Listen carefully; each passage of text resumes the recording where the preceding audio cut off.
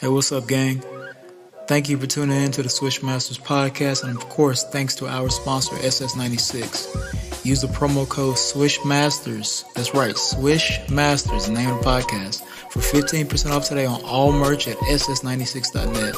Also, be sure to follow Straight Stoner as well as Xzequtive Productions on all socials. See you soon, and thank you so much for tuning into the podcast. We love it.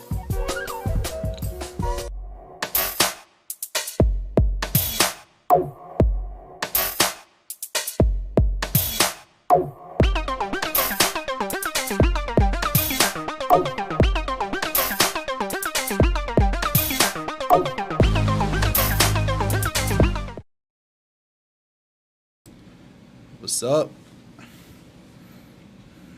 We back, man.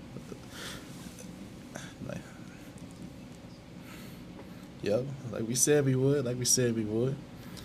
Oh man, Zay, what's up, bro? Man, chilling, man. It's getting close to the holidays, just getting ready for that, and other than that, keeping up with the basketball world. How about you, man? Same. Happy holidays to everybody out there. Yeah, this episode will be debuting before the holiday, so yeah, happy holiday to everybody out there. Yep. Holiday hopes, For sure. But Zay, I guess we gotta start with this new bombshell report. Almost, really. I don't want to say it's. I don't know. What you classify as a bombshell? It's kind of surprising to me, though. It's a surprising story to me. Probably not bombshell, but it's up there. It's a situation that's dissolving, and it's been pretty obvious that it's a lot going on with this group, for sure. For sure. And what we're talking about right now is the Chicago Bulls. Chi-town. The Chicago Bulls. The Athletic made a report, and it discusses the relationship with Zach LaVine, DeMar DeRozan, and just the team in general. So, as you know, DeRozan was brought on to really help the team. And last season, particularly like the first quarter or so, third of the season, the Bulls are looking really good. Really good. Like contender good. And then everything just fell flat with all the injuries that happened and just fell off. DeRozan was an MVP candidate last year. All NBA player last year. Mm-hmm. He really impressed a lot of people. So this is what's going on right now. So, of course, as you lose, things happen. But LaVine told The Athletic on Tuesday, I think everybody goes through ups and downs, just like every team does. Obviously, if we're not winning games, not everybody's going to be happy. It's not going to look as good as it was before.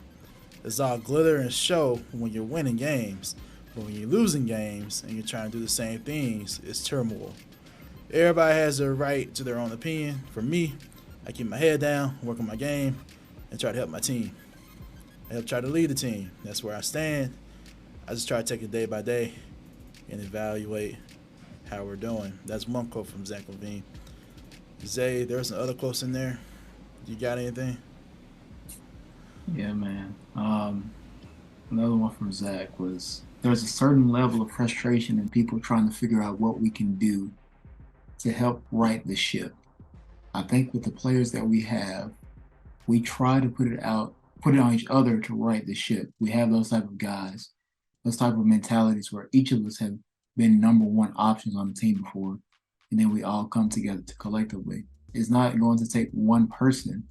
It's going to take us all of us as a unit. I think that's what guys are trying to figure out, how to help the group. Man, this is. Yeah, that's one of the main quotes right there.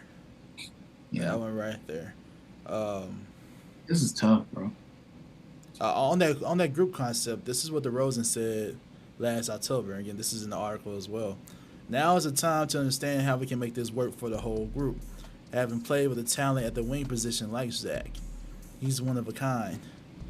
I want to put everything I've been through in my career, share that with him, and win together. He said that last October. I mean, I have a lot of thoughts on this. A lot of thoughts on this. Um, let's attack it from different standpoints first, though. First of all, the lack of success is really tied to injury, I believe. The fact that you don't have this cohesion and you don't understand how to function really is because Lonzo Ball has been that vital to what they were doing when they were winning. He's been that vital. Yeah. His playmaking is essential. With him, they were 22 and 13. And then went 24-23 without him most of the way. So, without that playmaker, it's going to be tough because these are two players in DeRozan and Levine that need to have the ball in their hands to succeed. Yeah. And DeRozan, although he's a good player, he's not the best perimeter shooter. Mid-range, yeah. Mid-range game on point, for sure. But he's not one of those guys that can just have sit on perimeter. He's more of a danger, cutting, off screens, pick and roll, like those types of plays. Levine, Yeah. on the other hand, yeah, but his shooting has kind of dipped. He was that perimeter player. Yeah, he can shoot threes, but he hasn't been the same. Yeah. Frankly, I believe Levine has underperformed this season. That's Yeah. my first thoughts on it. What you got? I mean, before reading this article, I knew that they were kind of fizzing. They didn't really have it figured out. Like, all right, does DeMar bring it up and run the set, or is Zach gonna be more off the ball? Is he gonna be on the ball? And like you said, with almost said the wrong ball, Lonzo Ball being out, it's really had a very significant impact on his team because of what he is able to do on the court. He is a ball handler who really doesn't need the ball to be impactful. He's able to advance the ball. He's going to play defense. He can knock down perimeter shots. And now that you take that away, you have no other really just impactful ball handler. I mean, Kobe White, yes, but no. And most of the time we're seeing, when I do catch a Bulls game, I'm seeing DeMar bring the ball up. He's kind of having to operate as the point guard /2. Zach is still kind of looking like he's lingering from injury. He had arthroscopic surgery this past season, off season, I want to say. So he's still kind of like getting back into his rhythm. And other than that, Vucevic hasn't been very impactful. And the rest of their team, they don't have guys that exactly provide shooting. So a lot of the attention is just on those two. So if you know, all right, this is the guy that can score, this is the guy that can score. If we take these two out, that's what teams are going to do. They're going to make sure that they put extra guys just to go help and create less space for those guys to operate. And it just seems like they don't really have an idea of who's going to run the offense or who do I run the offense through. DeMar is great, Zach is great, but they seem to not have a balance of like, all right, you take this possession, I'll take this possession or whatever. So this article just confirms everything that I've like been seeing with them, and it sucks because they were so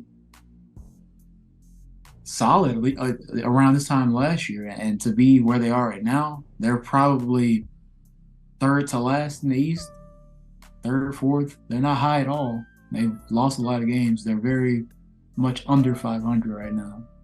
It's very disappointing, but not surprising.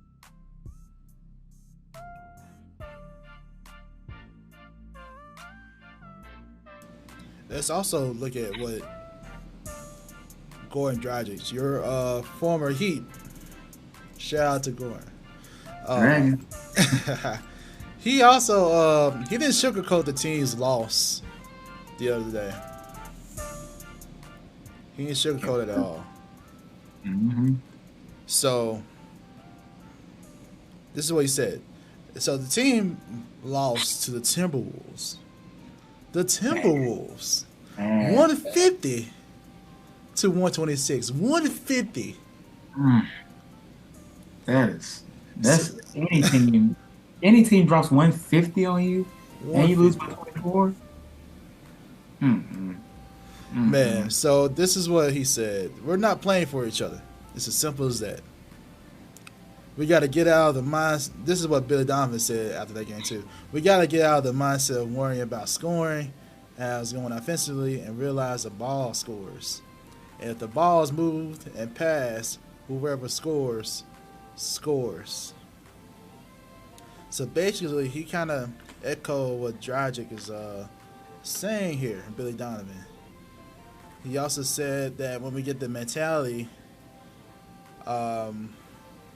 I feel like I'm doing it for him, and I'm going to do it for him, and I'm going to do it for him, and I'm not letting the guy I'm out there with them down. So they're basically saying, like, they got to get that mentality of, like, I'm doing this for other people.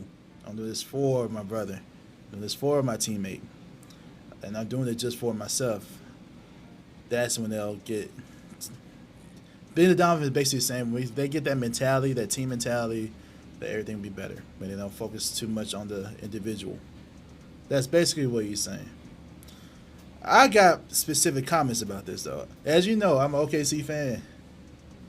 Billy Donovan had to deal with this in OKC. You had Russ and KD in their prime, superstar players. You gotta deal with those personalities to get the ball moving. He was preaching that. I remember in OKC. He kept preaching that. Did we do it? No, not really, but like we did it somewhat. I mean, if we did, probably wouldn't won the championship. Just saying, that year when we were up 3-1 on Golden State Warriors before he lost. But anyway, Billy Donovan, he should have. Either way, he has some experience dealing with personalities like this. But the fact that the team's not buying in, that's kind of tough on him as a coach right now too. He could potentially be on the hot seat, potentially, based on what's going on. So, do I believe Billy Donovan can turn it around?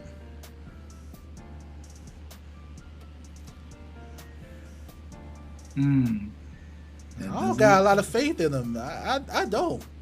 Uh-oh. I don't. I speak from experience from OKC. I don't think he's that guy. I don't know. I don't know if he can keep people accountable. So you putting the coach in the hot seat. I don't think Bill Donovan is that coach that can keep players accountable.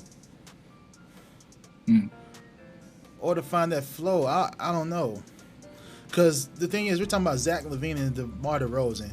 Two players that were not, okay, compared to OKC Russ and OKC Durant, they're not on that level. You know what I'm saying? Like, superstar status, Russ and KD, they're at another tier compared to LaVine and DeRozan right now. Yeah. So, with that in mind, you think as a coach, well, if you dealt with these high personalities of a higher degree, you can probably like deal with these personalities at a lower tier. You know, going from Russ and KD, I've coached them before, I managed them before. You should be able to successfully manage and to successfully coach LaVine and DeRozan. I mean, I feel like you should be able to, going from that experience to this one. You should take some lessons from OKC and Russ and OKC and KD and apply it to your situation with Chicago. I think that's true. I partially true. I'll put it this way. That's what I think.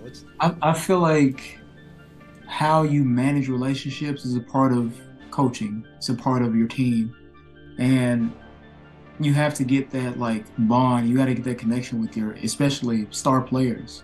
You know, for the most part, the NBA, and this is another thing about Billy Donovan that I think of. He was head coach at Florida for years, University of he's a college coach. He had a program, and I feel like he's when he got hired, I was happy for him, but I was like, this is going to be interesting because I've only known him to be a college basketball coach. So going to the NBA from college or being college a college coach for so long and then becoming an NBA coach, it could be a little bit of a change because now you know you go from being that guy being like, all right, I'm always going to be here. I'm the coach, and he was a coach a long time at Florida. You're the leader. They don't really look at another player or another like personality more so than the coach at a college basketball team, in my opinion. And then when you go to the NBA, when you have superstars and personalities and drama and all this extra off court stuff and on the court stuff and just trying to figure out like how to make everything work among all these things, it could be a little bit different. So I think Billy Donovan has done a pretty decent job during his NBA tenure with OKC. Got to the conference finals, very close, obviously. And then with Chicago, they had a great season this past season. Like shockingly, I still don't think anybody really expected them to be that good out of the gate last season. And of course, they got hit with a lot of injuries and issues. But I think that he probably is still like adjusting when it comes to like managing that type of like star player relationship and kind of managing how to communicate with them. And obviously, right now it is not looking like he can galvanize.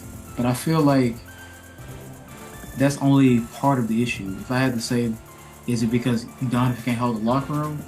Not really. I would say more so about, all right, he's not able to like exactly get through to the two stars.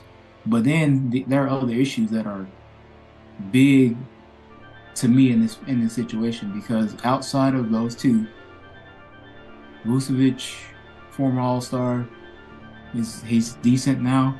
He's not a bad player by any means, but I feel like he's not being like maximized or he's not having a great output. And then from there, who do you have?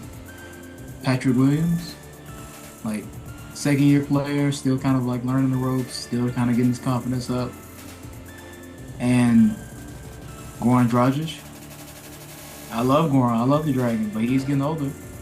And outside of him, I can't really name any other significant guys that make a big impact. Kobe White, I mentioned earlier, but he seems to not really be taking off as much as I thought he would either. So it's like, you can't just say, I wouldn't just say that it's like Donovan's losing the locker room. I think is that the relationship that he has with his star players isn't like bad, but it isn't the best. And therefore, when you already don't have a very just well-constructed team, well, you have Caruso, who's not been that good this year, but I think it's just being impacted by just from the top. The two guys that are supposed to be the best aren't really working that well, and therefore it just trickles down. Not necessarily because no one is listening to Donovan, but you have a point there. I mean, it's like it can't be denied by any means. But I feel like they have a lot more problems than just Donovan in the locker room. I feel like he had a good quote, like right here with the whoever scores. I feel like they'll depend so heavily on DeRozan and Zach LaVine to give them 60% of the scoring that they're not really putting in anything else into the game. All right, guys are like, all right, I'll get this shot off and not like shoot it confidently. And you aren't really, I don't know what they are ranked defensively at this moment, but I don't think they really played defense well. Even last season, when they went up into the playoffs, they weren't really a defensive team because Giannis just ran through them. And I mean, he does it to everyone, fair, but they don't really have a defensive identity. So it's a lot of issues here with this Bulls team, and they are significantly lacking when it comes to like leadership, as far as like a floor general, and that's Lonzo. Yeah. So disappointing. I really like those two guys too. It's just this is bad. Yeah.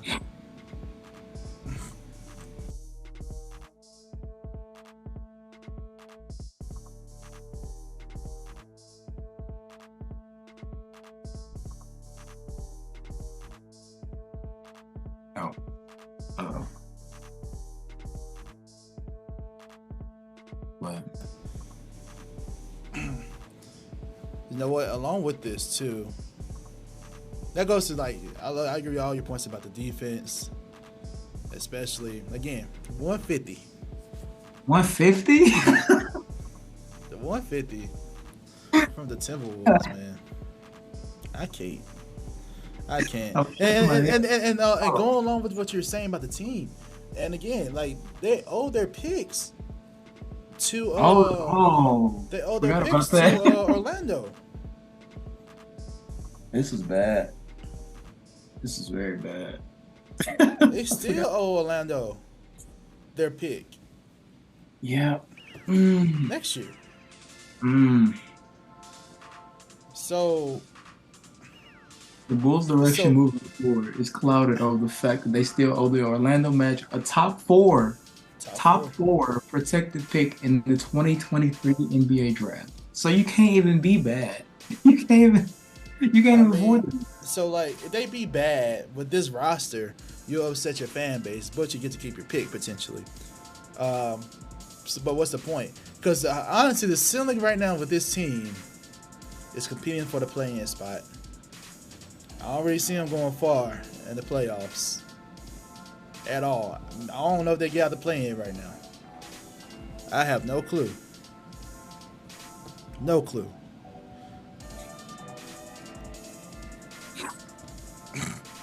So you got two options. You need to seriously figure out how to get this team together, or just go for a full rebuild.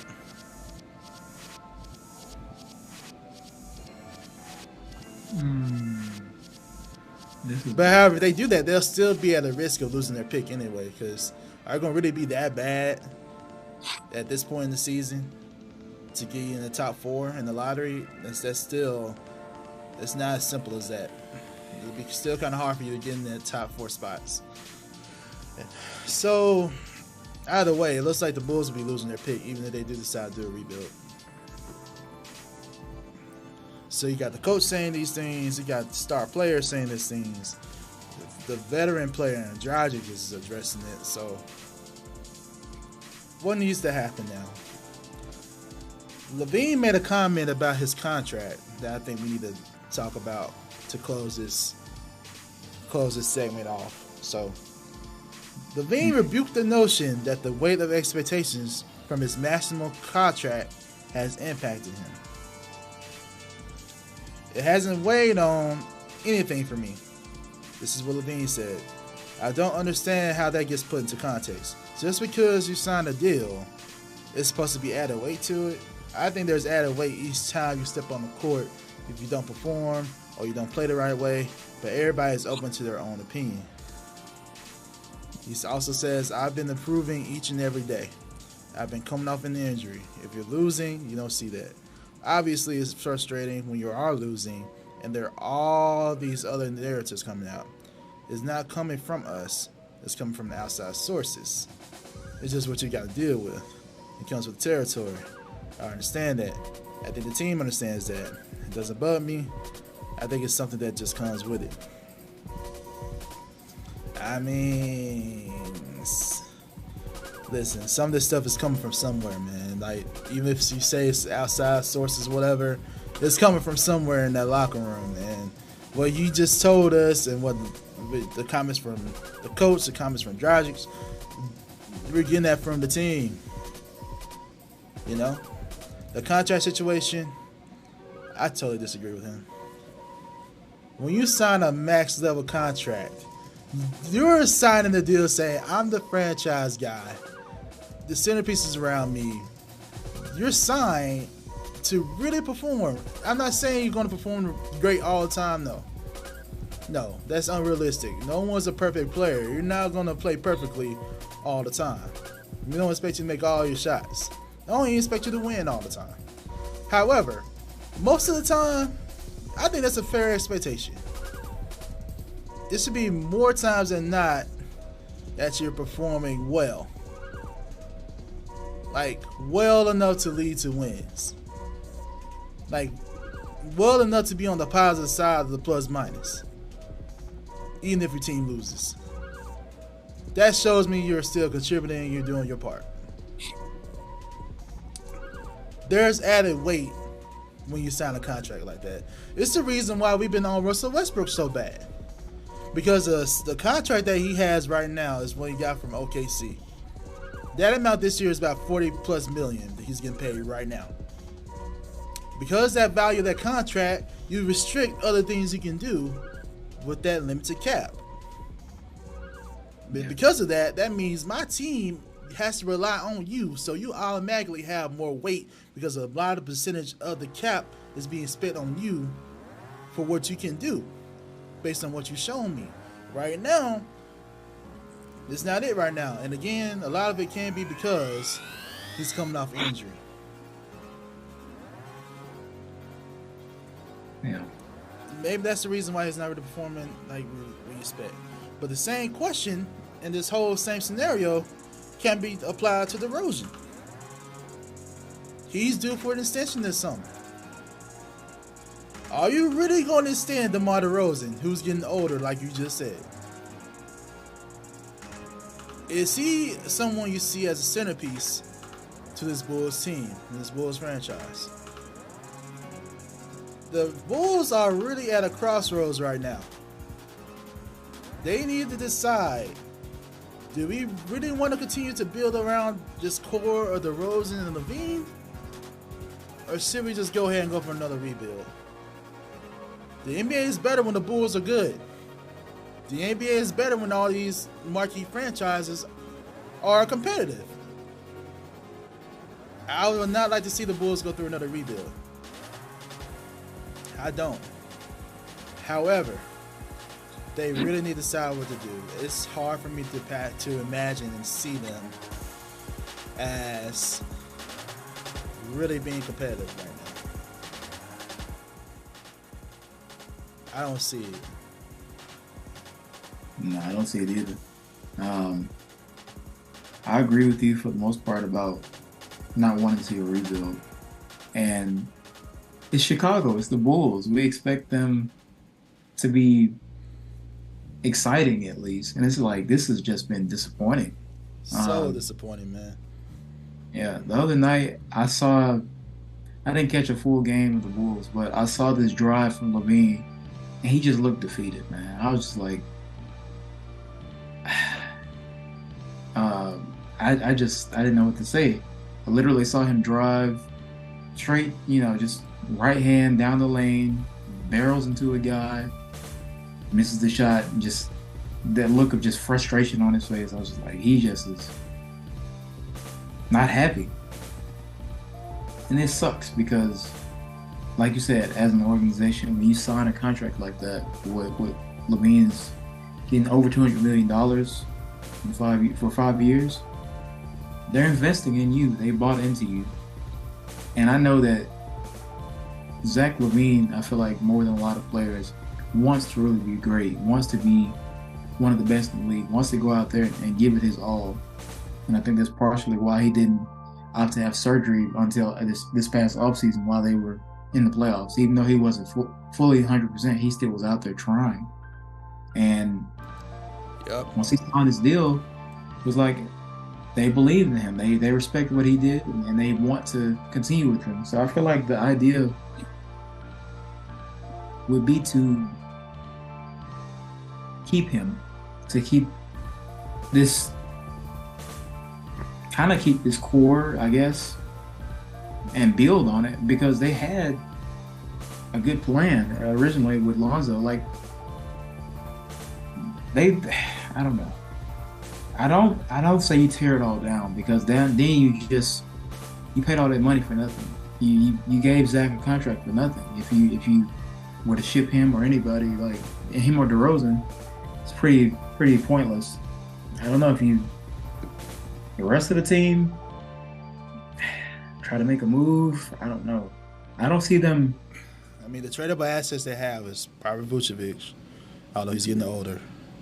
And he's rumored to be. He's going to be a free agent, so it's like might as well. Deal him, especially you're not going to re-sign him. Yeah, I would look at that. Yeah, I mean, other than that, you got some other. Do they want to extend? What's his name again? The power forward. Patrick. Yeah, Patrick. Do they want to extend him? When time is up. If not, think about dealing him. Kobe White. Caruso. Yep. It's a lot up in the air right now. That's some assets that can trade to get something back for. They do. I don't feel like they'll be competitive this year. Not at all. I don't think they're. I think this year's just lost at this point. Unless they have a crazy just run in this next, couple weeks. I don't think that's gonna be. Yeah, and that's what I'm saying though. Like, and as we all know, before the players, it's the coach that gets blamed. That's what I'm saying. But Donovan could be on the hot seat depending on what happens. Like, because it could be the coach. It could be a scheme and coaching issue.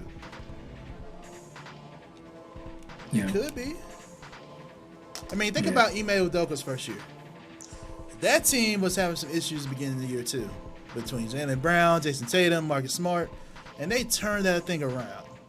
They did. They turned it around.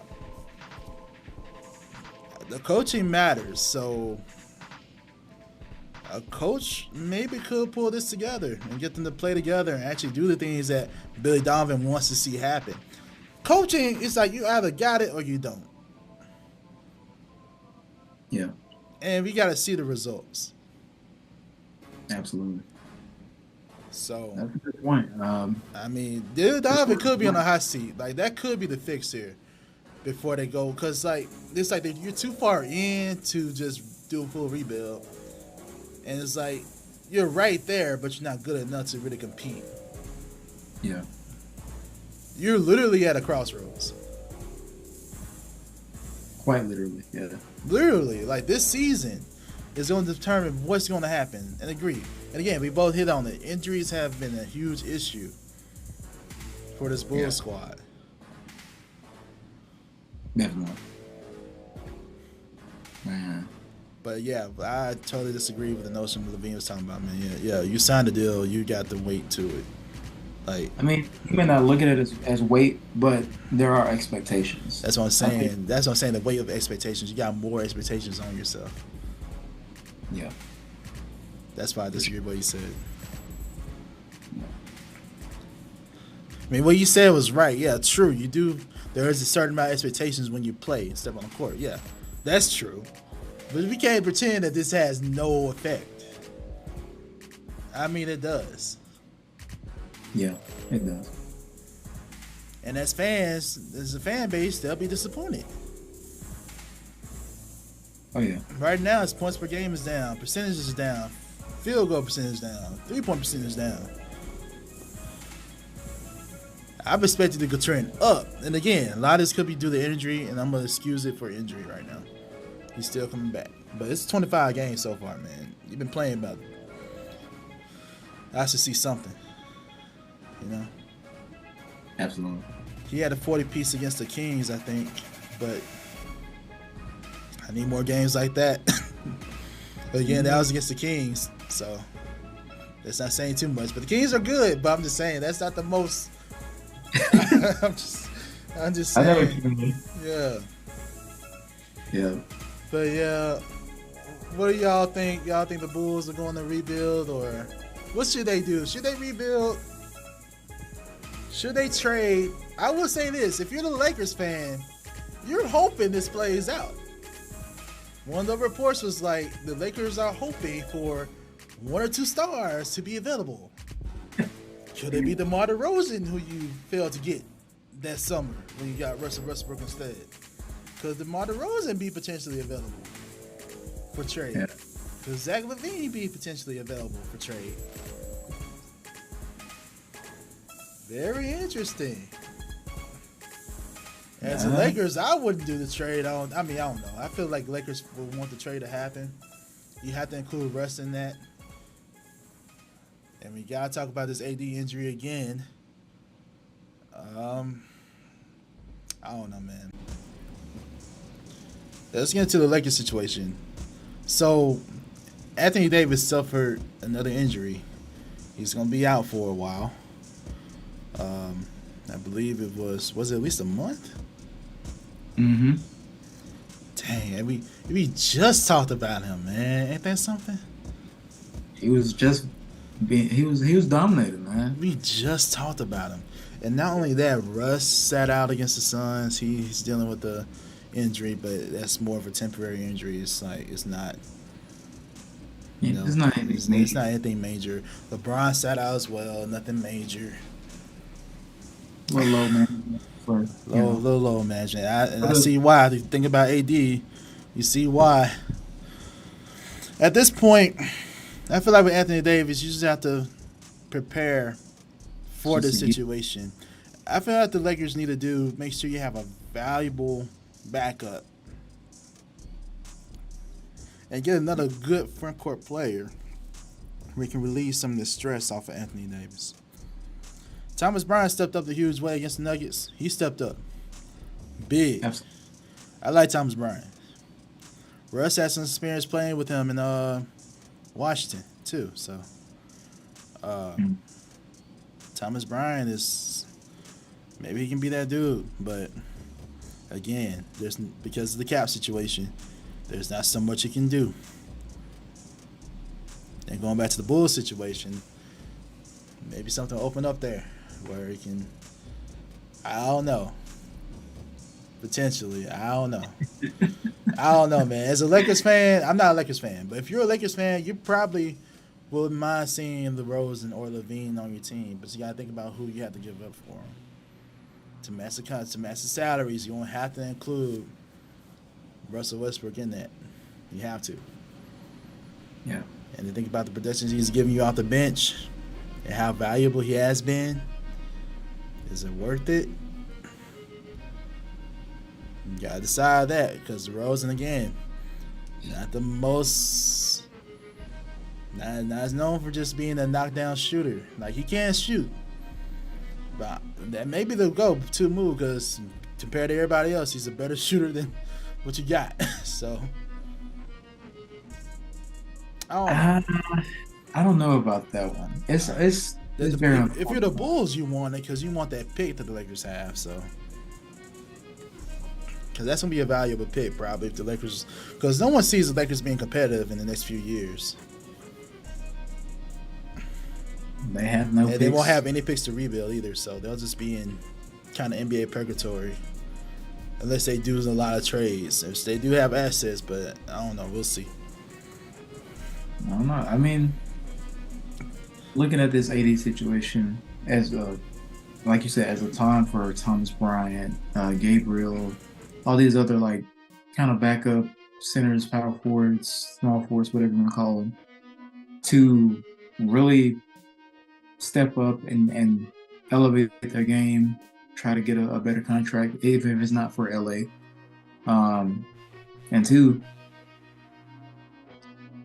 I don't know if that really fixes them with Chicago. Like if you were to make a deal I feel like it's honestly, how do I put this?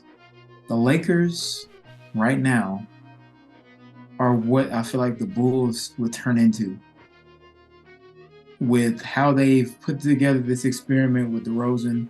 It was successful the first year, injuries happened. Now you have basically no one else on the team that can do anything. And the Lakers, pretty much the same path. You get LeBron and AD, you build the team around them, you win a championship. Awesome. Like, ultimate goal, you did it. But outside of those guys, the next year comes, you lose a lot of key players. AD is obviously injury history. LeBron, older, has some injuries. Now you have your two stars. You got a third star that didn't work out in the first season. Now he's coming off the bench. They still are not in the playoffs. So it's like, if I'm LA, I'm like, well, I've learned my lesson. I can't just trade for stars forever. Or at least, at this current stage in the game, can't just do that for continuous seasons. And like you said, if they have to, they can't rebuild through the draft. So you have to build a team. Basically, you have to build some sort of like chemistry. I would try to figure out, all right, right now, probably can make some moves. But after this, I'm like, all right, let me stick together with guys I feel like want to be around, want to stick around, and we can kind of go into this next stage after, this season, and, go from there. Once, at some point, it's crazy to say, but LeBron's going to retire at some point. And you need something else outside of LeBron to be able to attract people to the Lakers. So I would say I wouldn't say it's not the wrong move, but I wouldn't say it's just a great move for them. And they have already not made a lot of good moves. So yeah, the best move is to get Rob Pelinka out of there, man. That's the best move they need to do. Like, change that front office. Let him be an agent again. That's what they need to do, first of all. I mean, honestly, right now at this point, because if you get a superstar player or all-star talent, it takes that much more time to get them to gel with what you're trying to do and play with these other superstars. I think the best bet for the Lakers right now is to try to get these other pieces that are easier to fit into your system, that don't require the ball too much, that they can play their role. If you can get a Buddy Hield, if you can get like I can't think of anyone else that are going out there right now. It's Cam Reddish. If you can get a Cam Reddish or Evan Fournier, go ahead and do that. And those moves will not require you giving up a player like Russ, who's finding his way now and contributing and coming off the bench and doing those things. Plus, you have so many guards to use. Right, get some forwards in there. Yeah, if they can get someone like a Cam Reddish, another shooter, Fournier, like at least a guard that can shoot, I'm okay with them get a guard if the zone they can like be a shooter. Not just they don't need any more. Well, they don't need any more playmaking guards, because in the starting lineup, LeBron's going to be that playmaker. Off the bench, he'll be Russell Westbrook. That's about it. He just needs shooters and wings. If you get another valuable front court piece, that would be great, but I don't know who's out there. And it looks like Thomas Bryant is being that piece for you. But that's who you should go after, at least one other front court player. I know Miles Turner was out there, but I feel like that would require more value than what you're willing to give up right now. Now, they're not willing to give up Russell Westbrook right now. They're not willing to give up that draft pick right now.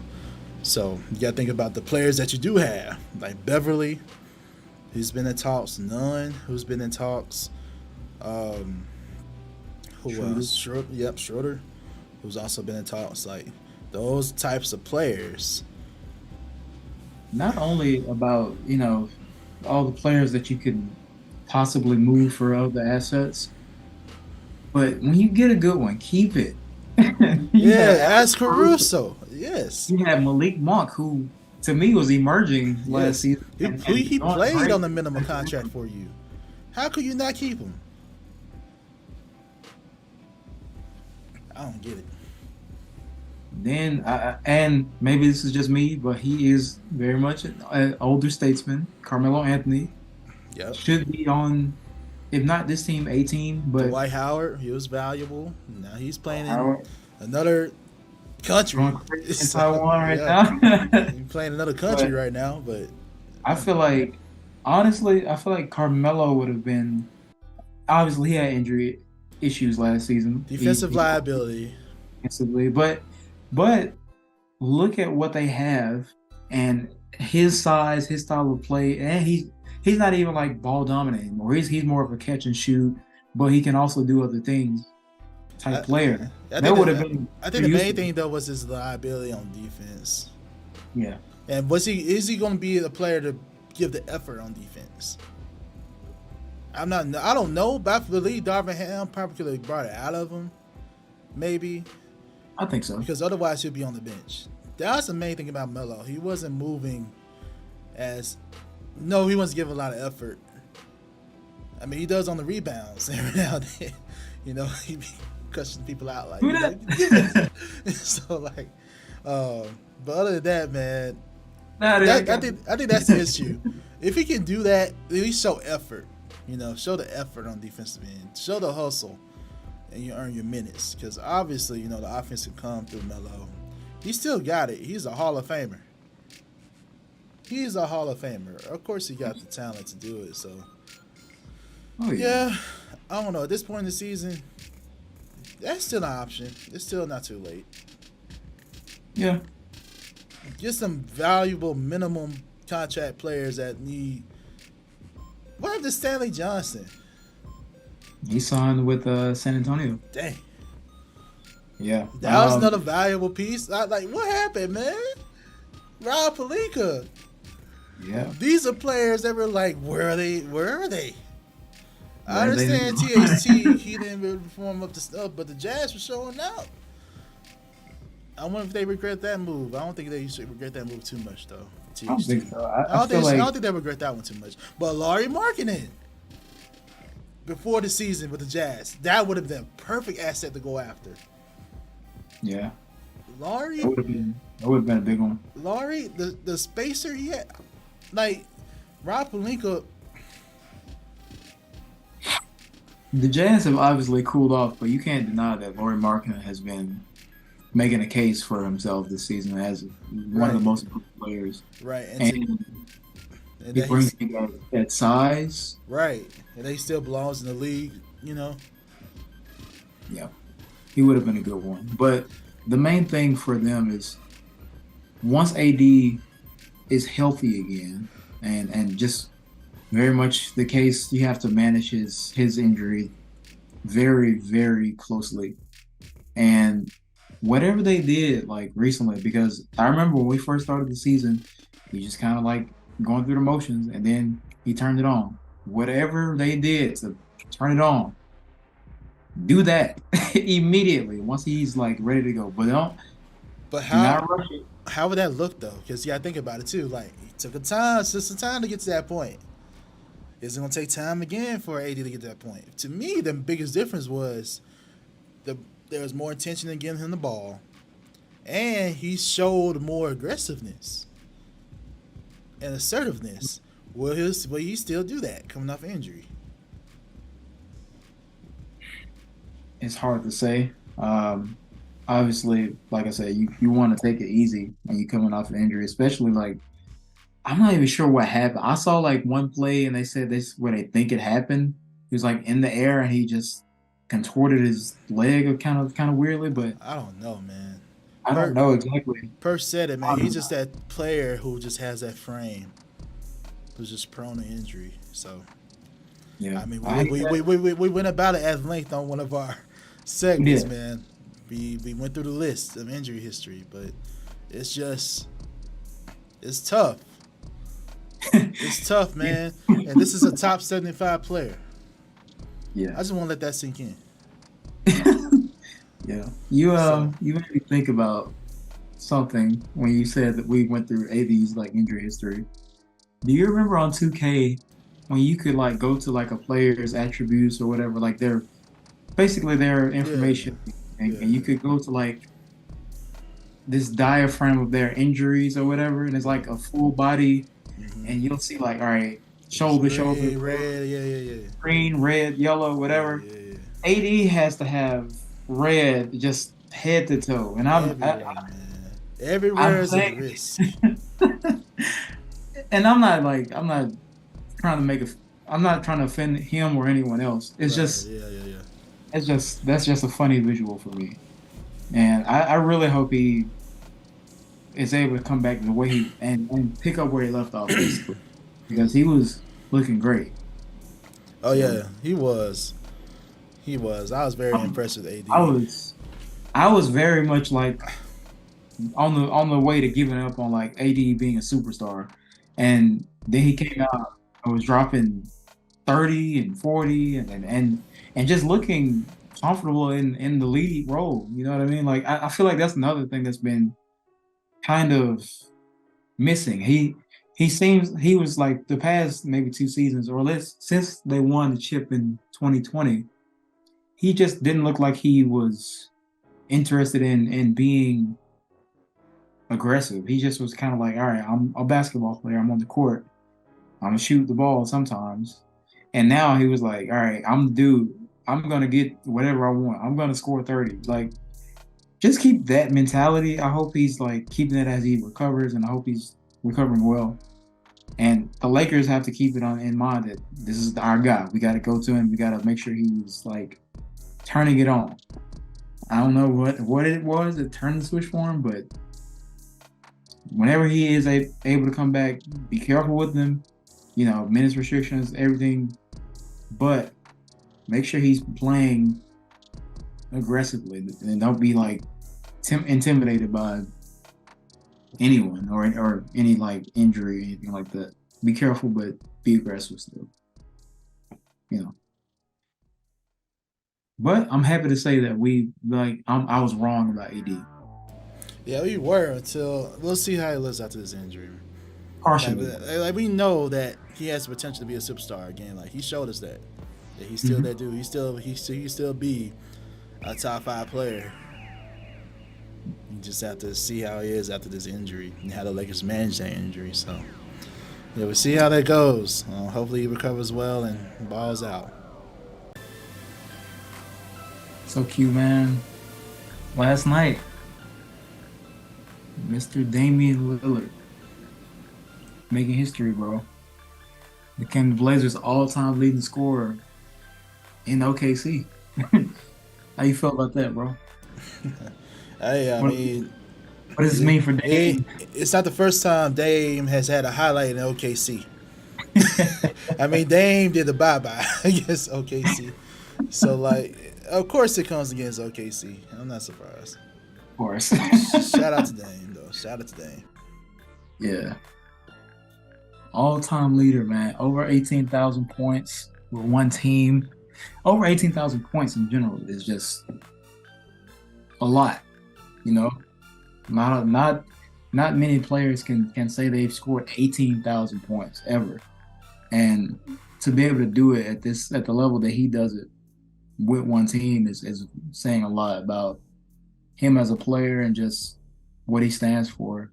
Had a great game last night, but obviously it wasn't enough because your boy Shea Gilgeous-Alexander with the clutch clutch one to spoil the record breaking game for Dame. Yeah, I will say Uh, that's tough. Like, because when you have a night like that, you want to get the win too. But to lose on the buzzer beater, that's got to be tough for Dame Lillard. But, shout out to Shea. This team is definitely performing against my expectations. So You're they're like forget. lose 5 games for every 1 game you win. I don't think they've done that yet. No, they haven't. They've been competitive. I've been impressed with how competitive they've been. I'm just in the mindset of like increase your chances, like to get to get the prize, but they don't care. Clearly OKC doesn't care. So yeah, shout out to Shea, man. That was a buzzer beater, man. Shea is that dude, man. Shea is slowly becoming one of my favorite players to watch in He the league. he is. The reason why he's not getting so much hype is only because he's in OKC, and because OKC is not competitive, like on that tier of like being a contender. Like we're not at all. So we're not being talked about on the national media circuit or anything like that. So, but Shea, love it, man. I love it. He's definitely a guard one on my team for sure. But yeah, shout out to Dame, man. He also leads a franchise in points, threes, 20-point games, 30-point games, 40-point games, 50-point games, 60-point games. He leads the franchise for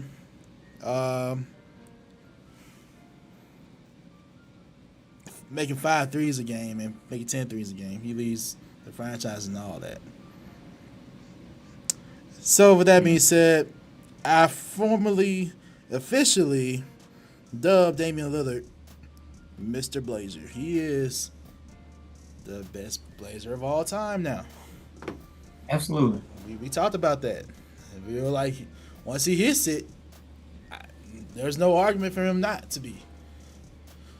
I mean, you just named the accolades, bro. It's as great as Clyde Drexler was, bro. He didn't do he he hasn't done what Dame has done in his career with the Blazers, man. So awesome. I think you know how I feel about Dame. He's one of the best to ever do it. I think, and I think he thinks that too.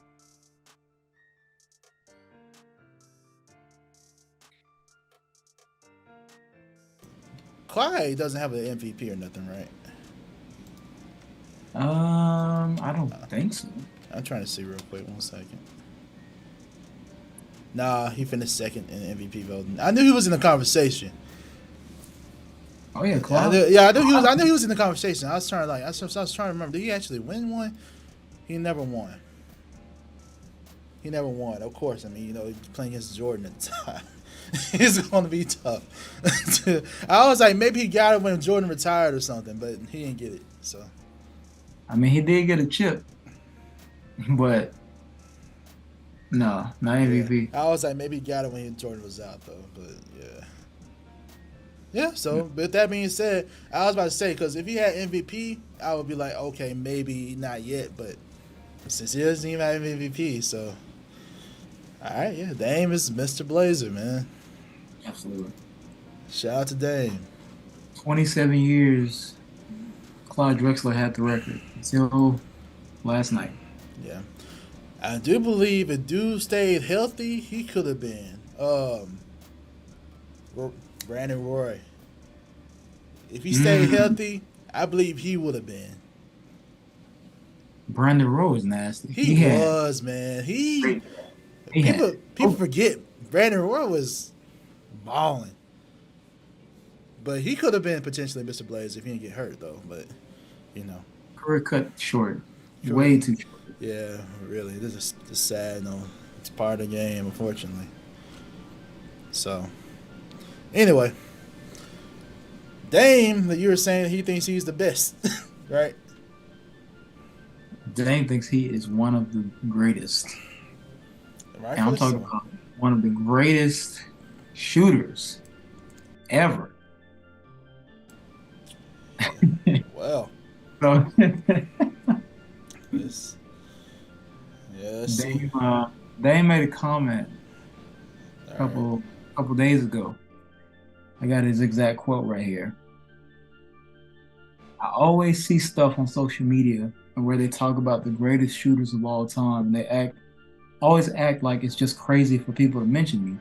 I think for how many threes I've made, for how consistent I make them, the level of difficulty that I shoot threes with over years and years and years, I just think it's kind of crazy people don't mention me in those discussions.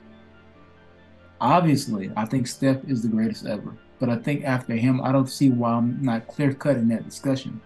Not just by makes, but how I shoot it, how I make tough ones all the time, how easy I shoot the ball.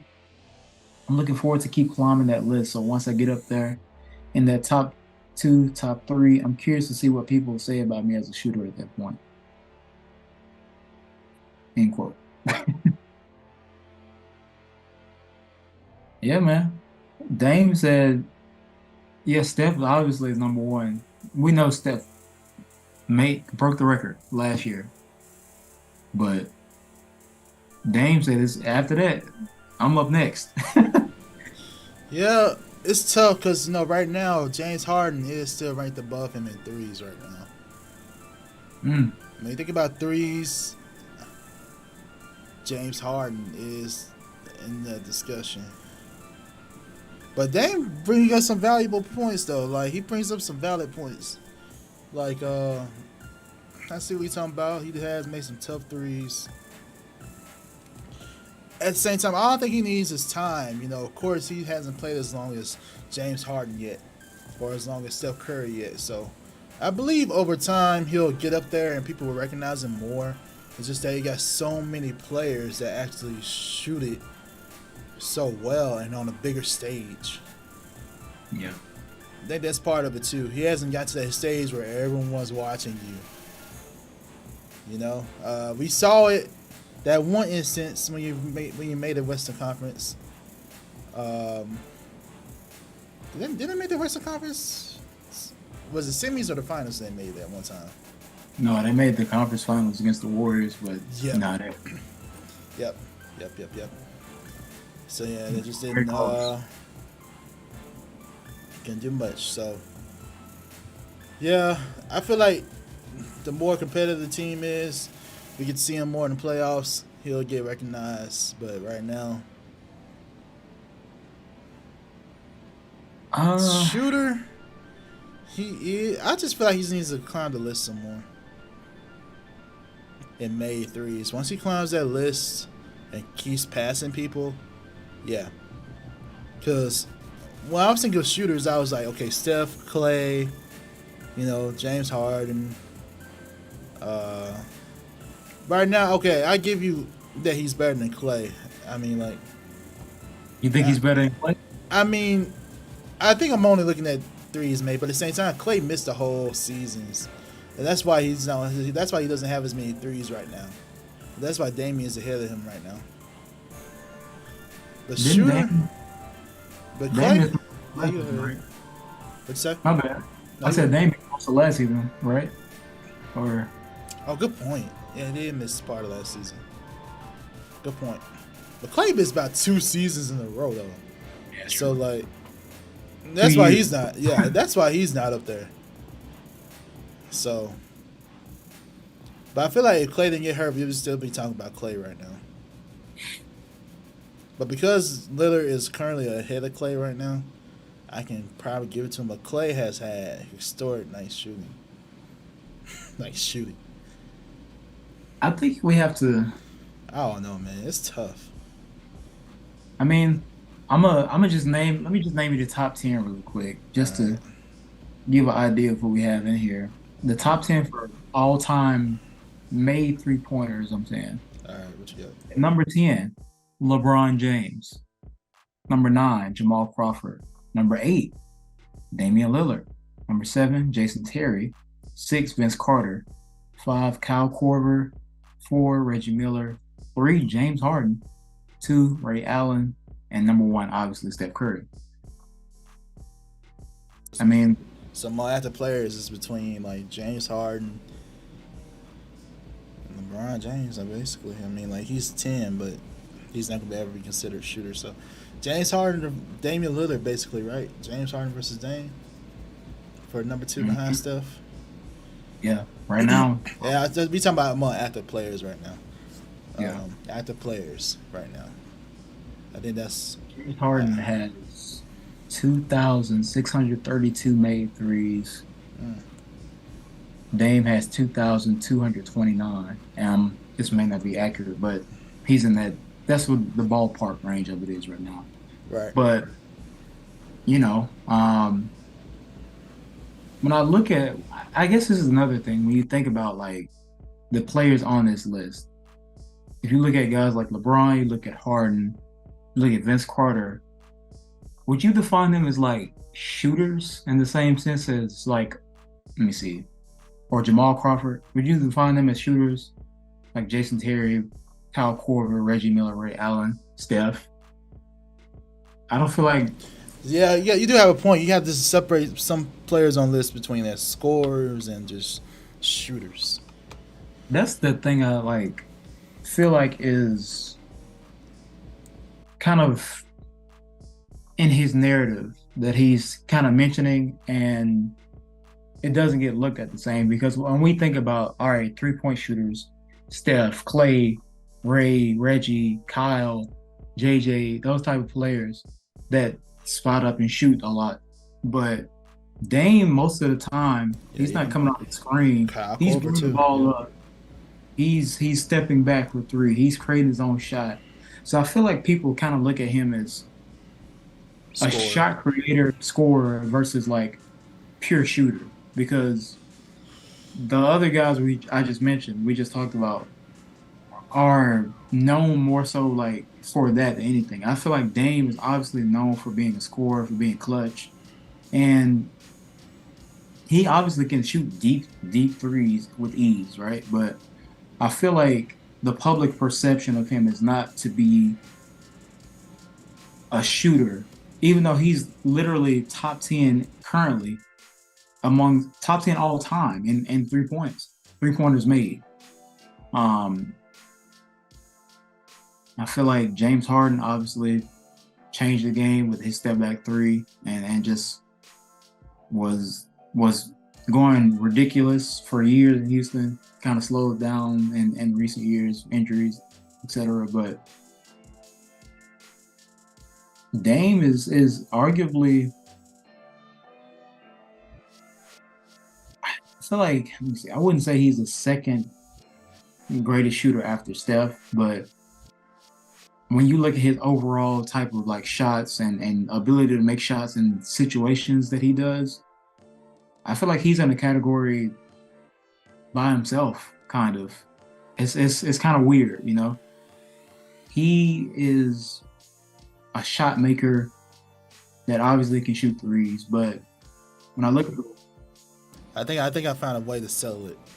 okay, If you're mentioning we're talking about shooter, you gotta have a good percentage and you gotta rank high. mm, Guess where Damian Lillard is? Look, first, I'll start with Steph.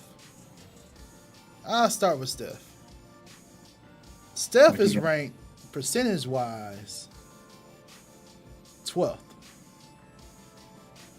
Mm, at 43%, rounded to around 43%. He's at 4278.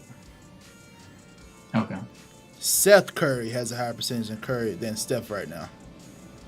But of course, you don't view him in the same light. We all agree Steph is the better shooter, right, right? We agree with that. If you're a shooter, you tend to be higher on this list because it tends to like your efficiency. For example, Steve Kerr, number one. He's been number one for a while. oh wow, He'll probably stay that way. 45% is tough for a career. Joe yeah, Harris is on this list. Desmond Bain is on this list. all time. But right now, career. Right now. You I know, his mean, career is going to last obviously, longer. yeah, You know, of he's course. still young in his career right now. You got to Yeah, factor that in, too. You know, so if you're younger in your career, you have a good start. Clay is at 41%. So you have to be at least a 40% range to be considered like, okay, you're efficient enough to be like a shooter. yeah, Guess where, all right, remember I said Steph is 12th. Guess where uh-huh. Dame at? This is basketball reference, by the way. Where's Dame at? 186. Oh, He's at oh, 37%. dang, He's okay. he's with the class. Patrick Beverly is above you. I can't believe this. I mean, granted, he probably don't shoot as many threes as Dame.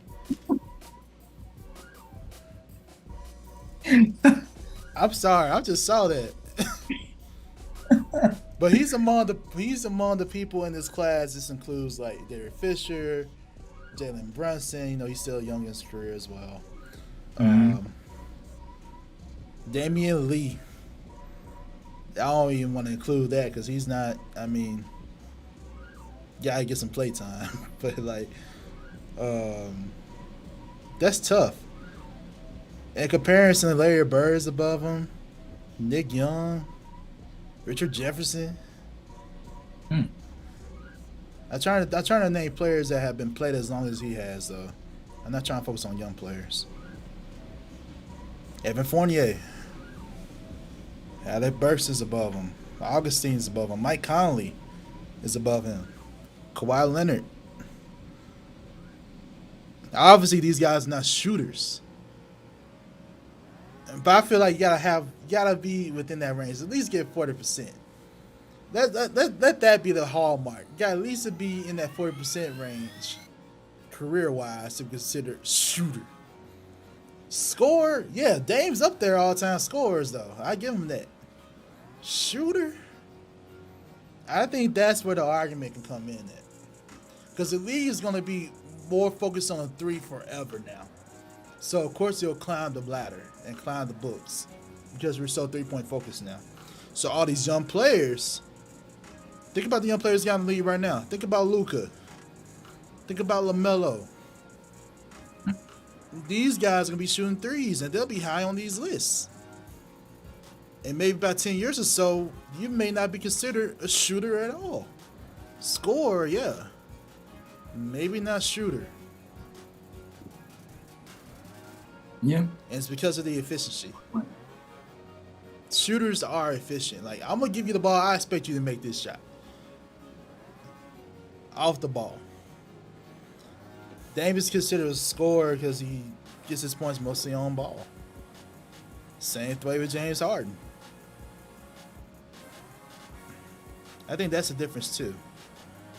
Shooters can score well without the ball. Steph shoots well without the ball. Clay shoots well without the ball. Reggie, shooters catch and shoot most of the time for the ball. Like, I know Dan can do it. I've seen him do it. We've seen the clutch plays he's had, like catch the ball, shoot. I remember the one he had against Houston. One leg, shoot. Like, you know what I'm saying? Like, he can do it. Like, I don't know. I feel like because of that, it's just a play style. He's not considered a shooter. Yeah. Can you score the ball? Well, yeah.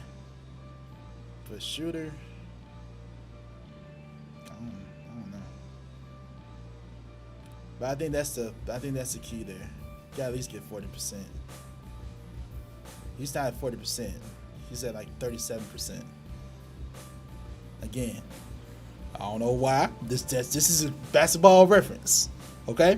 Patrick Beverly has been in the league at least as long as you have. He's above you. I know he's here to shoot as many threes as you. I know that. I'm not saying Patrick Beverly is better than Damian Lillard. Of course not. That would be blasphemous. Yeah, I'm not saying he's a better shooter. That would be blasphemous. This is according to basketball reference. He's higher than you on the list. That's all I'm going to say. And it's going to be tough to get above that list because, well, I don't know. Beverly been shooting bricks lately, so you may get up the list. You may get up the list. That's no shame in Beverly, man. He's been playing bad lately with the Lakers, man. But, like, he could get up the list. You know, just get more efficient. I believe at the end of the day, he'll pass Beverly. Maybe he'll get up there. But you got to be efficient, though. Just because you're making threes at, like, 30% clip, you know, it's like 3 out of 10. Can I really consider you a shooter if you're not efficient? Mm-hmm.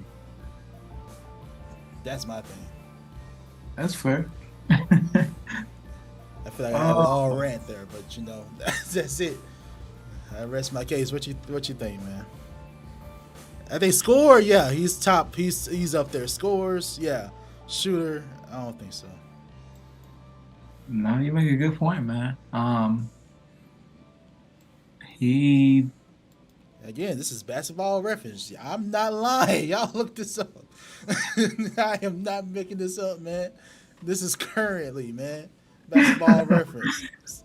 Oh If man, Dame started to see this, man, I'm not trying to be no. there's no disrespect, no shade. No, not at all, man. I'm because of course you're better than these players on this list than these players I've named. But the fact is, they've been more efficient so far in their careers. That's it. It's fair. No, that's a good point. The percentage is also a big factor. And obviously, like you said, you gave a great example when you talked about Steph and Seth. Seth obviously has a higher percentage, but I think we talk about the volume of shooting and the Yeah, number of all that has to be taken into account. Like points. yeah, Steph shoots way more. Yeah, it's it makes a difference, and I feel like a part of it is efficiency. Even though Seth is higher than Steph in percentage, Steph is going to take more, so he's going to make more, right? And that's why And Seth is not sniffing Steph on the other list. So threes made. He's not sniffing Steph on that not at list. all. But the fact that Steph is like in that range of almost top 10 for both, he's number one in threes made, period. Right. And he's sniffing the top 10 in efficiency. Yeah. That's further argument for Steph being like the greatest shooter. Yeah. And he's at least 40 something percent. He's almost there. He's close to 40%. If you round it, he's at like 40. Yeah. But for So Dame to be basically, all the way down at 30 something, that's not. yeah, that's fair. It's basically saying that if Steph Curry shoots probably these days like an average of 10 threes per game, he's going to make at least four. You make at least four threes, that's 12 points. You know what I mean? Like that's a big difference versus 2 out of 10 or whatever. So that's fair. That's a good point. And most of the time, that's an average percentage, not like it's not saying he's gonna make 4 out of 10 every time. This is an average. So sometimes he's shooting higher than that. Of So course. that's a good point. And Dame has some amazing nights at three. Yeah, he had 10 threes the other night. So Exactly. Like you're gonna average out. Like it's just averages. It takes everything into account. The bad nights and the great nights. And you may have some just subpar nights. It's just how it is. yeah, absolutely. In conclusion, Dame is one of the best shooters, and I think at the end of the day, he will be one of the best shooters of For all sure. time. For I sure. wouldn't say For sure. second. My argument was him not being second. I'm not saying he won't be. Yeah. He's just No, not no. second. Yeah. Again, that's why Same. I can make a better argument from him being like for score than like shooter. Like I can make a better argument for him. Hmm. But like shooter, no. I believe he'll be mentioned, but I don't think he'll ever be like two. That's gonna be tough. That's Yeah. gonna be tough. You got a lot to climb to get to two, Got a lot of leapfrog to play. for sure. You got a lot to get through. I say I'm looking at the list. I feel like all right, Jason Terry is at if Dame's number currently is 2,229, Jason Terry is at 2,282. That's only 53 threes, and Dame can pretty much match that this season probably if he plays pretty much the rest of the season. I feel like he can get there. He's gonna make a lot of shots, obviously, but he'll go up on the list. He has, let me see, between him and James Harden, everybody's retired, so it's not like you're gonna be like actively going against those like five guys. So he has a shot.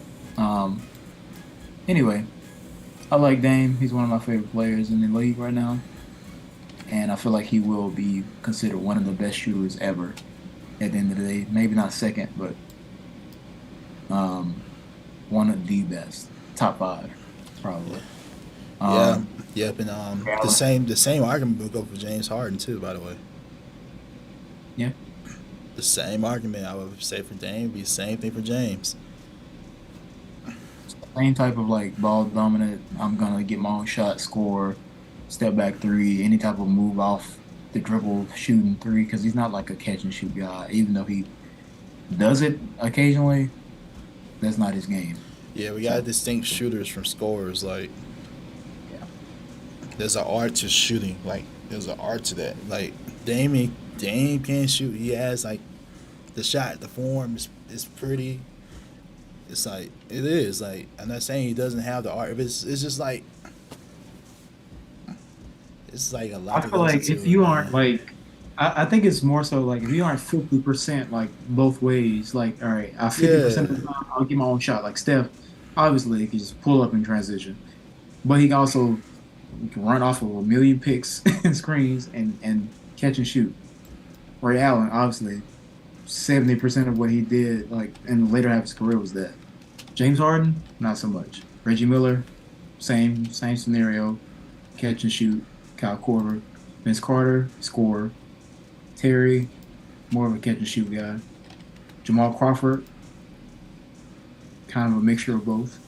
yeah. But Like, you remember I just said about James Harden too. Like, he's not even sniffing the 200, the top 200 in percentage.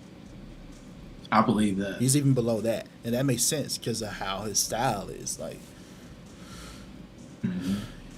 It makes a lot of he's sense. at 36%, and that's not even sniffing the top 200. So, basketball reference goes to like 200. I could probably expand that list, but like, he's not even there. So I wouldn't consider James Harden.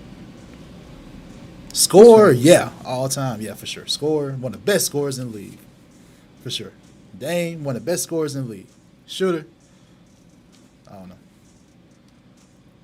Not yet. He'll get there. Not yet. Yeah, not yet. He'll get that though. Well, shout out to Dame, the all-time greatest Blazer. You can't doubt that. Oh yeah, for So, sure. Can't doubt that at all. Shout out to Dame. absolutely. All right, Zay. Last story we're gonna get into real quick. So, billionaire mortgage lender Matt Ishbia. I hope I pronounced your name right. No offense. I hope I did. He's finalizing the purchase of the Phoenix Suns and the Phoenix Mercury for a record price of $4 billion. Sources told ESPN. So this is Woj reporting this. All right, this deal is going to end the tenure of Robert Sarver. As we all know, we covered that on Swish Masters about the allegations and what that meant for the team. We cover that. This is part of the result. Um, Remember, LeBron called out the NBA, so and other players called them out. So yeah. So Ishbia is well known and he's well regarded within the league. So that's good news. He's gonna go undergo a background check and they'll get the final vote of approval. So yeah. So, um, obviously, the Robert Sarver case was horrific, and we saw the reports of everything that was going on behind closed doors for years. So it's good to be able to get him out of this, and then put in, new energy and just restructure as an organization when it comes to like ownership, man, because that's that's not what any, not only just the NBA, but any like person should be representative of. You should be respectful of all people, regardless of who they are or what they look like. And Robert Sarver obviously did not do that. But this is crazy. Like $4 billion, Q. Do you know what we could do with $4 billion? We could buy the Phoenix Suns and the Mercury, but Exactly. that is that is a lot of money. And shout out to Ishbia.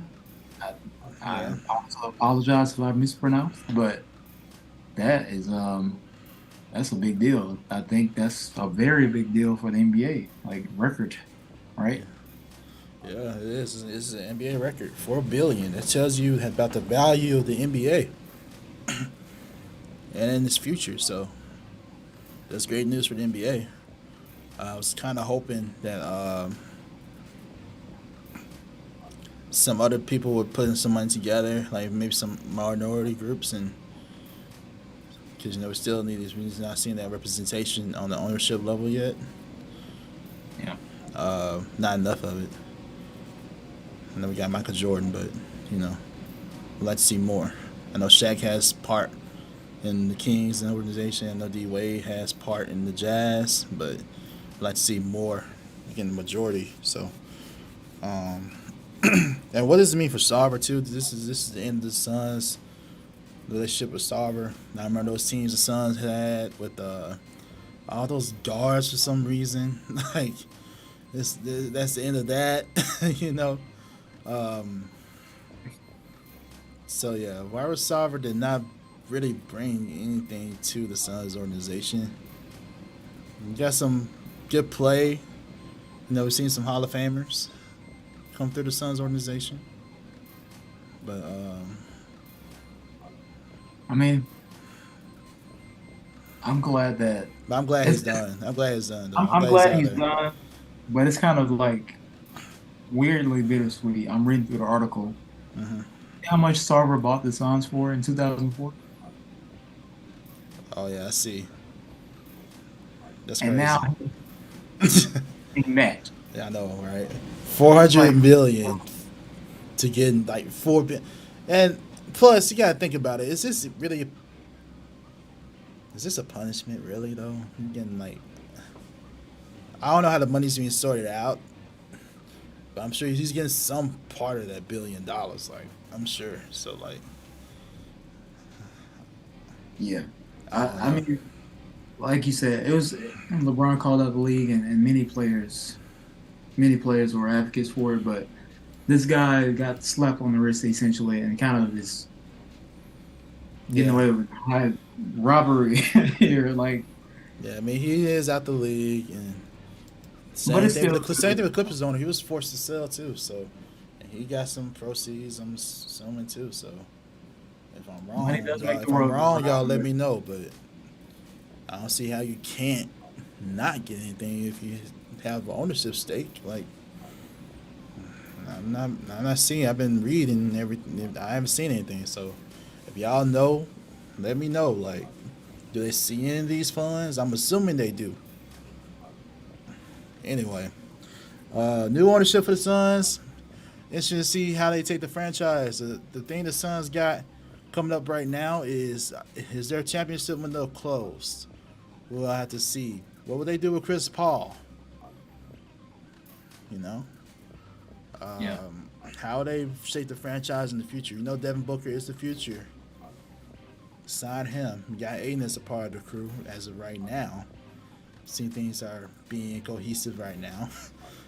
Monty Williams seems like your coach. So you're a new owner coming in. Everything's great. You got the franchise in a good spot right now. So, yeah, should be good. Shout out to new owner. Yeah, shout out to Matt Ishbia, a former Michigan State player, NCAA championship in 2000. So he's a walk-on player. Yep. Yeah. Mm-hmm. Apparently, he has a good relationship with Tom Izzo. I wonder what his relationship with Draymond Green is like too, man. Probably another Michigan guy. So. Yeah. Good stuff, man. Yep. We're just making the league better, year by year, day by day. I'm for it. Yep. Same. All right. Well, this is another great podcast, sir. Y'all see the banners been going on your screen. Check out the podcast on all these platforms. You see it right there. Appreciate your support. Keep watching out for content. We got new content. Upload it. Watch it. We talked about Zion. And then we talked about BG. Now she's free. And talked about a lot of things, man. Y'all check that out. We talked about the Warriors with that injury to Steph, what that means for their future. Y'all check out the videos. and appreciate y'all support. Absolutely, man. Thank y'all so much. Like you said, keep tuning in. More things to come. And if you don't mind, hit that follow, hit that subscribe. Let's build this community together. Let's do this. Yeah, That's all I share. got. Share. Share. It's the holiday season. Share. Give. Share. Come on now. Give. Share. That's it. Share. Giving y'all many minutes and hours of content. Yep. Share with the world. That's all it is. We appreciate y'all. Thank y'all. All right. Peace. See ya. All right. So, new news with this Zach LaVine and the Bulls situation. This came out as soon as we were just wrapping up. So, during the Chicago Bulls loss, again, 150 to the Timberwolves, man. Multiple teammates directed frustration at Zach LaVine during a strongest change at halftime. This news came out right after the report we just got through talking about here on the Swish Masters Podcast. Now we're at the point, Zay, we're getting leaks. This is not good. Billy Donovan was asked about the confrontation, and he said the confrontation is healthy and that players holding each other accountable is a good thing. And again, this came out after the fact. This was not in that article. This is after the fact. So we got leaks going on now. I'm not a fan of Billy Donovan's response. There are certain ways some coaches handle things I respect. For example, Monty Williams and that whole thing with DeAndre. You remember how you addressed that? Yeah. It was like a level of class and decorum there. It was like, we keeping this in the house. I don't care what y'all say. Like, some things gotta be held in the house. This is a leak. So like, and the fact that it was multiple players as Zach LaVine. This is not good. It's either two things being done here. It's either Zach LaVine's going to be kind of made the scapegoat in this situation, and he's going to get the blame for the dysfunction. Or it could be like I said earlier, the coach could be on the hot seat or someone could get traded. I don't know. This is just not a good situation. But This is what you got? this is not a good look for the organization as a whole, but specifically,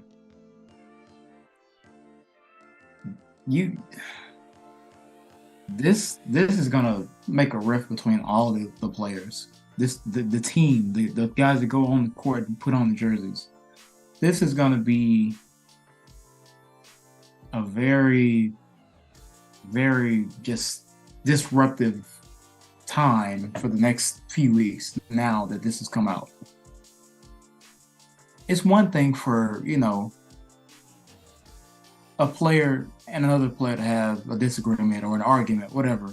We saw, obviously, like it's not a new thing. Jimmy Butler and Udonis Haslem fight all the time, but that's just the culture. And this is not that. This is not this. This seems to be everyone is. It seems if it's multiple players going at Zach LaVine, just Zach, just multiple players going at him by himself. That's kind of scapegoating him at this point, and they all feel frustrated for some reason. My thing is that you can't blame just Zach for failure, for loss, because he's not the Chicago Bulls. You as a group are the Chicago Bulls with Zach LaVine.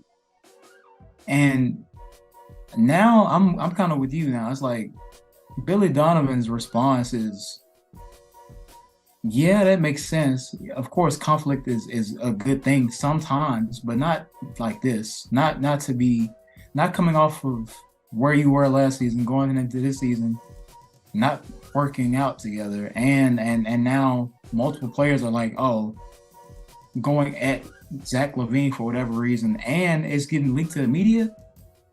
Like, of course, we all have disagreements with each other, and you have to voice that, and you talk it out, whatever, you work it out, you work through it. But you don't ever let this type of thing just get leaked, like, oh, multiple players went at Zach LaVine for whatever. We don't know the whole story. Obviously, we weren't in the locker room, we weren't in the moment, but we can insinuate and kind of like piece together, like, all right, something is not right. But for this to come out, this is someone is going there's going to be movement. I would be surprised if it wasn't, because now everyone has a spotlight on them. Someone's in a hot seat, whether that's Zach LaVine, whether that's Billy Donovan, whether that's other players that aren't mentioned by name. This is bad, and you never want that to be the identity of your team for whatever reason. This is bad. Oh yeah, and again, K.C. Johnson is a Bulls insider for Chicago. He's been covering them for years now. He's the one that confirmed it, that this happened. He confirmed that this did happen at halftime. And he's the one that asked Billy Donovan about it. And that's how we know what Billy Donovan said in response.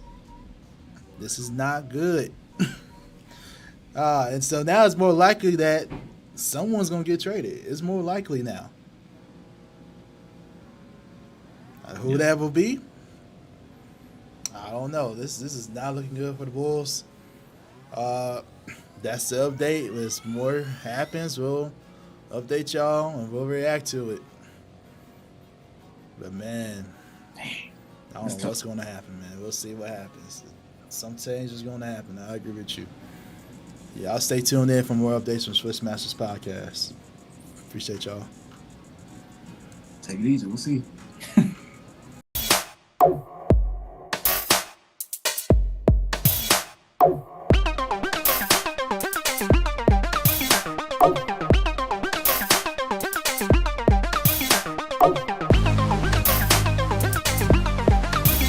Oh.